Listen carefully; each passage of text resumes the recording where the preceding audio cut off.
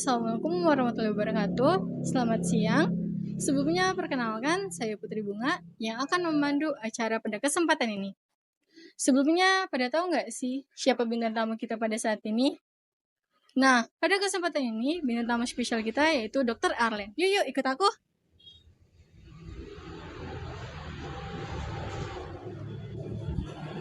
Ya. Permisi dong.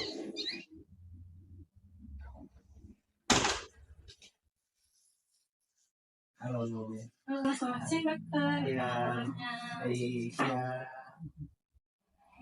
Ini loh teman-teman, Dr. Arlen yang tadi saya omongin. Apa kabarnya dok? Baik. Halo. Yang saya telusuri nih tentang dokter. Dokter tuh sering ikut seminar dan ikut organisasi pada saat SMA dan kuliah. Apakah iya dok? Untuk organisasi ataupun seminar, memang dari SMA, kemudian nanti waktu saat kuliah memang sudah sering ikut seminar. Ya, tujuannya memang untuk memperkaya wawasan, kemudian untuk menambah pengetahuan, ya minimal jadi bekal untuk nanti masa depannya. Kalau boleh tahu dokter spesialis apa dan prakteknya di mana aja? Siapa tahu nih penonton yang nonton ini bisa periksa di dokter. Oke. Oke, saya Dr. Arlen Resnawal di SPOG. Saya salah satu dokter kandungan, dokter spesialis kebidanan dan penyakit kandungan di Kota Ambon. Saya berpraktek di Dagiva Medical Center di Jalan Sultan Babullah nomor 21. Kemudian saya juga bertugas di rumah sakit yang pertama di Rumah Sakit Johannes Lemena Ambon, yang kedua di Rumah Sakit Tentara di RST. Mungkin orang taunya di RST. Ya, gitu. Beberapa pertanyaan nih dok. Yang pertama, berapa lama jenjang perkuliahan kedokteran secara umum dok? Ya, yang pertama untuk jenjang perkuliahan secara umum. Jadi kita mulai dulu dari dokter umum ya. Untuk dokter umum sendiri, waktu saya ada dibagi menjadi dua. Ada yang namanya preklinik dan ada yang namanya klinik. Untuk preklinik itu kita kuliah terus ada nanti CSL, ada PBL. Itu masa studinya waktu saya waktu itu sekitar 3 tahun. Kemudian dilanjutkan nanti dengan koas atau dokter muda. Itu masa klinik ya namanya sekitar 2 tahun. Jadi total kita dari awal mahasiswa baru sampai nanti menjadi seorang dokter umum, kira-kira mungkin sekitar 5 tahun. Kalau kita melaksanakan studinya kita dengan tepat waktu. Karena kalau memang misalnya ada keterlambatan, harus ada mengulang, mungkin akan jauh lebih lama lagi. Idealnya mungkin rata-rata 5 sampai 5,5 tahun. Untuk perbedaan koas, dokter muda sama dokter residen tuh apa ya dok? Dan perbedaannya tuh seperti apa dok? Oke. Ya, jadi kita bahas mulai dari dokter muda, koas tadi sama residen ya. Kalau untuk koas ataupun dokter muda itu sama saja. Jadi tidak ada perbedaan antara dokter muda ataupun koas. Cuman bedanya namanya saja. Ya orangnya sama, cuman dari segi penamaan ada yang bilang koas atau koasisten, ada yang disebut dengan dokter muda gitu. Sedangkan kalau untuk residen sendiri, dia adalah dokter yang sudah selesai pendidikan sebagai seorang dokter umum, kemudian sementara menjalani pendidikan untuk menjadi seorang dokter spesialis. Itu yang menjadi perbedaan mendasar gitu. Kalau boleh tahu itu berapa lama ya dok? Lama apanya nih? Lama apanya? Lama koasnya, dokter mudanya sama residen. Oke, tadi kan seperti yang kita udah bahas bahwa dokter muda dan koas itu sama. Sempat tadi kita udah bahas sebelumnya kalau jadi dokter pertama dari preklinik dulu rata-rata 3 sampai 3,5 tahun, kemudian dilanjut dengan koas ataupun dokter muda itu sekitar 2 tahun. Nah, setelah itu kita menjadi seorang dokter umum. Kalau sudah selesai jadi dokter umum, mungkin kita harus melanjutkan lagi nih dengan yang namanya internship. Internship adalah ajang kita setelah menjadi dokter umum untuk mengaplikasikan ilmu kita ke masyarakat sekitar 1 tahunan. Nah, setelah selesai 1 tahun, kita berhak sebagai seorang dokter memutuskan apakah kita akan berkarir menjadi dokter umum atau kita justru ingin melanjutkan pendidikan ke spesialis. Nah, nanti spesialis tergantung lagi nih dengan minat dan bakatnya kita maunya kemana. Mungkin kalau saya tertariknya ke dunia obgyn namanya, kebidanan dan penyakit kandungan. Mungkin ada yang tertarik ke dunia penyakit dalam, dokter anak, dokter anestesi atau dokter bius, dokter tulang, dan mungkin masih banyak dokter kulit justru juga ada. Dan sekarang banyak sekali spesialis-spesialis yang memang sudah dibuka di Indonesia dan bertujuan untuk ya itu kembali lagi melayani masyarakat. Dok, kenapa pada umumnya kedokteran gigi dan kedokteran umum dari awal perkuliahan tuh udah dipisahkan di kampus, Dok? Kalau boleh tahu kenapa ya, Dok? Ya, jadi kenapa bisa sih dokter umum dan dokter gigi itu dipisah ya? Zaman dulu, setahu saya sebelum era tahun 90-an begitu, zaman guru-guru kita, profesor-profesor kita dulu, kedokteran dan kedokteran gigi itu digabung gitu. Nanti setelah selesai baru menjurus maunya jadi dokter umum, jadi dokter gigi. Tapi pada kenyataannya untuk saat sekarang ini dokter gigi mungkin lebih mengkhususkan untuk membahas tentang anatomi, tentang permasalahan seputar gigi saja.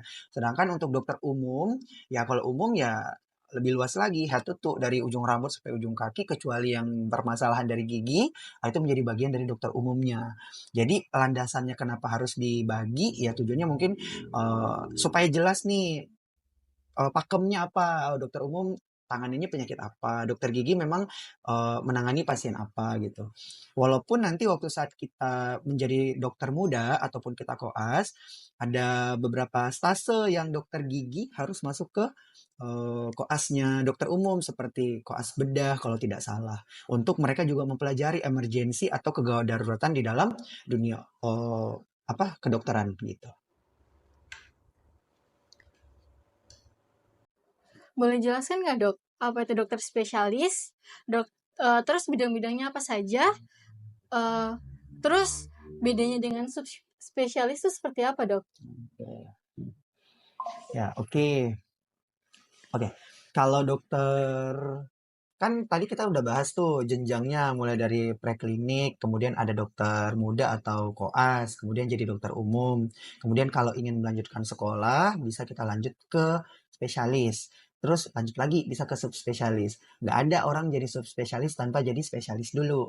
Nah, untuk spesialis sendiri yang tadi saya sudah sampaikan, ada dokter yang mungkin setelah jadi dokter umum minatnya menjadi dokter kandungan, ada yang menjadi dokter anak, dokter bedah, dokter penyakit dalam, dokter kulit, dokter rehabilitasi medik, ada dokter urologi, dan masih banyak spesialis-spesialisnya yang ada di kedokteran. Tapi yang menjadi pembedanya lagi dengan subspesialis, misalnya nih saya sebagai seorang dokter kandungan, obgyn namanya. Saya kalau ingin mendalami yang jauh lebih subspesialistik lagi, bisa subnya itu contoh khusus untuk penyakit kanker, khusus untuk penyakit eh, kelainan bawaan pada janin atau fetomaternal, atau misalkan untuk eh, orang-orang yang gangguan menstruasi atau mungkin sulit memiliki keturunan, jadi yang dinamakan dengan fertilisasi endokrin dan reproduksi atau FAIR gitu. Dan subspesialis-subspesialis dari bidang yang lainnya pun juga ada gitu. Misalnya dokter penyakit dalam, itu spesialis penyakit dalam. SPPD mungkin kalau kita sering dengar namanya. Tapi dari penyakit dalam itu ada lagi subspesialisnya. Contoh subspesialis untuk permasalahan ginjal. Ada subspesialis untuk permasalahan penyakit metabolik kayak orang kena diabetes. Nah, itu lain lagi tuh subspesialisnya. Ada dokter penyakit dalam yang khusus untuk kelainan darah seperti leukemia ataupun penyakit keganasan pada darah seseorang. Kalau dokter bius atau dokter anestesi itu spesialisnya ada juga enggak spesialisnya? Ada juga. Ada yang berkecimpung misalkan di dokter untuk manajemen nyeri khusus, pokoknya beliau tugasnya orang nggak boleh nyeri gitu. Yang kedua ada dokter anestesi subspesialis intensive care. Jadi orang-orang yang sakit kemudian butuh perawatan ICU, lain lagi tuh subspesialisnya. Hanya saja mungkin kalau kita di Ambon belum terlalu banyak yang subspesialis, masih ke tahap spesialis. Nah, mungkin ada beberapa teman-teman yang sudah melanjutkan sekolah menjadi subspesialis. Nah, itu nanti tuh yang akan menjadi apa? Subspesialis yang sesuai dengan yang tadi sudah saya sampaikan. Gitu. Dok, kalau boleh tahu bedanya dengan dokter klinik dan dokter IGD. IGD doang nih ya, Dok. Itu seperti apa, Dok? Ya, kalau kita bahas tentang permasalahan ranah kerja, semuanya perbedaan dokter IGD, ada dokter poliklinik, ada dokter di puskesmas, itu semuanya sama, titelnya adalah dokter umum. Yang menjadi pembedanya adalah lokasi atau tempat tugasnya mereka saja. Misalnya ada dokter yang tugasnya di IGD, artinya dokter yang bertugas di situ paham akan hal yang harusnya emergensi atau kegawat daruratan. Rumah sakit unit gawat darurat kan bukannya 24 jam. Jadi semua yang berhubungan dengan hal emergensi pasti akan ditangani oleh dokter IGD misalnya atau UGD ya. Terus yang kedua ada dokter yang tugasnya di puskesmas. Di puskesmas tentu terbagi lagi ada dokter yang di poliklinik yang selalu menghadapi pasien dengan keluhan-keluhan yang mungkin tidak emergensi. Itu yang menjadi pembeda. Bahkan ada lagi dokter yang tugasnya di bangsal. Tugas dokter di bangsal itu apa? Ada dokter yang memang pasien-pasien sudah dirawat inap, sudah masuk rumah sakit, kemudian dokternya melakukan follow up, melakukan peninjauan terhadap pasien-pasien ini sudah ada perbaikan kah atau belum. Atau misalnya dokternya ada pasiennya ada keluhan, awalnya masuk demam, kemudian dipantau apakah demamnya bertambah atau tidak. Itu tugas dari dokter jaga di ruangan atau dokter jaga di bangsal gitu. Tapi pada dasarnya semuanya titelnya sama, dokter umum gitu. Dok, kalau boleh tahu persiapan apa saja dan prosedur apa saja untuk kita bisa masuk fakultas kedokteran nih, Dok? Oke. Oke, kalau kita mau masuk fakultas kedokteran, ya pada dasarnya semuanya sama. Harus mendaftar dulu. Kemudian setelah kita mendaftar, kita akan mengikuti seleksi, mulai dari seleksi administrasi. Kalau kita lulus, ya baru kita lanjut ke tesnya. Untuk saya sekarang sudah tidak terlalu tahu ya apa model dan tipe ujian pada zaman sekarang. Tapi waktu saya dulu, eh, tipe ujiannya itu setelah kita lulus akan ada nanti misalnya wawancara gitu.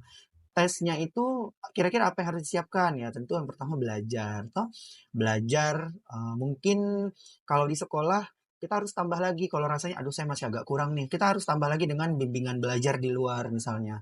Banyak kok sekarang bimbingan-bimbingan belajar yang menyediakan untuk fakultas kedokteran. Jadi khusus mahasiswa-mahasiswa calon mahasiswa yang ingin menjadi mahasiswa kedokteran misalnya bergabung dengan mereka. Nah, mungkin mereka akan mengajarkan secara intens bagaimana caranya untuk bisa lolos ke fakultas kedokteran dan fakultas kedokterannya di mana saja terserah dari minat dan kemauan dari teman-teman yang mau masuk kedokteran gitu. Boleh dong, Dok, berikan tips, trik, dan saran untuk remaja yang ingin masuk kedokteran. Oke. Ya, oke. Kalau kita bicara masalah tips dan trik untuk remaja IKM misalnya nih yang mau masuk di kedokteran.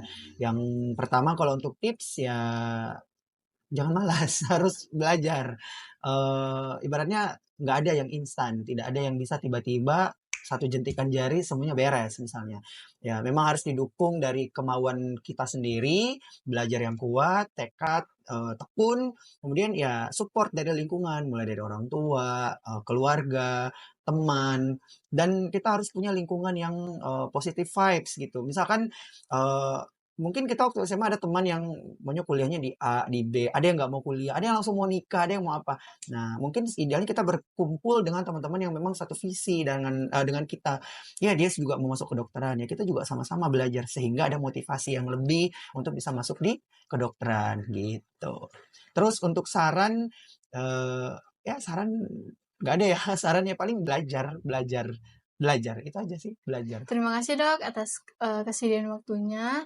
Terima kasih juga untuk menjelaskan dan memberikan tips, trik, dan saran untuk remaja yang bakalan ikut ujian kedokteran. Kesimpulan yang dapat saya ambil, yaitu tidak semua yang kalian raih itu secara instan. Yang pertama pasti butuhnya namanya beribadah. Yang kedua pasti belajar. Yang ketiga, punya lingkungan yang positif, yang dimana keluarga kalian mendukung kalian, apapun yang kalian mau pasti didukung. Terus yang berikutnya, kalau kalian mau mengikuti bimbel, silahkan. Siapa tahu apa yang kalian pelajari di sekolah, atau apa pelajari dimanapun, kalian bisa tanya nih di bimbel, apa yang kalian nggak ketahui. Itu saja, apabila saya ada tutur kata yang salah, saya mohon dimaafkan. Wassalamualaikum warahmatullahi wabarakatuh. Teman-teman, itulah episode pertama kami. Tunggu ya episode berikutnya.